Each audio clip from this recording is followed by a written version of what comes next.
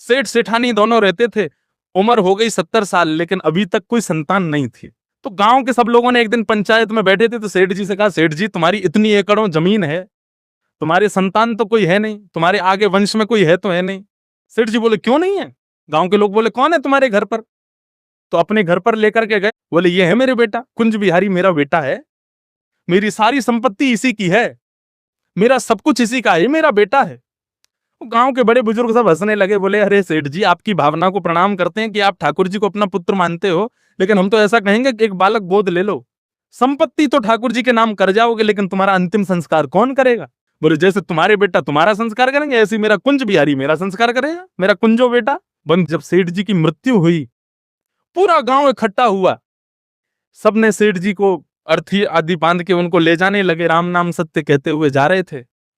तभी बंधुओं, एक छोटा सा बालक रोता रोता आया और अर्थी पकड़ करके चल रहे लोगों की उंगली पकड़ के चलने लगा, कहने लगा, मेरे सेठ जी कहाँ चले गए, मेरे पिताजी कहाँ चले गए, मुझसे बहुत प्रेम करते थे, मुझसे बहुत स्नेह करते थे। उन सब लोगों ने सोचा कि ये कोई छोटा सा बालक है, ये कभी कभी सेठ जी के यहाँ जाता आता रहा होगा, सेठ जी इसको टॉफी वॉफी खिलाते रहे होंगे, बेचारा बहुत दुख मना रहा है आज। सब लोगों ने कहा, भैया देखो, सेठ जी के कोई संतान नहीं थी, लेकिन ये छोटा सा बालक जो सब यात्रा में आया हमारे साथ, इसी के द्वारा अंतिम संस्कार करवा दो सेठ जी का। छोटे से बालक ने अंतिम संस्कार किया ठाकुर जी का।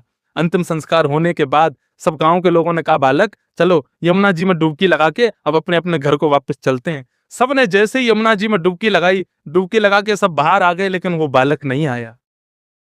आपस में गांव के लोग चिंतित हो गए, अरे भैया वो बालक कहाँ गया, बाहर आया? कि बोले नहीं, बाहर नहीं आया, डुबकी लगाई उसके बाद मिला ही नहीं। भीतर जाकर के नदी में खोजना शुरू किया, लेकिन दूर दूर तक कहीं वो बालक दिखा नहीं। तो एक बूढ़े बुजुर्ग बोले कि सेठ जी कहते थे कुंज बिहारी मेरा संस्कार करने आएगा, कहीं कुंज बिहारी तो नहीं आए थे? अरे भैया चलो दौड़ के सेठ जी के घर के ठाकुर जी का दर्शन करने चलो जल्दी।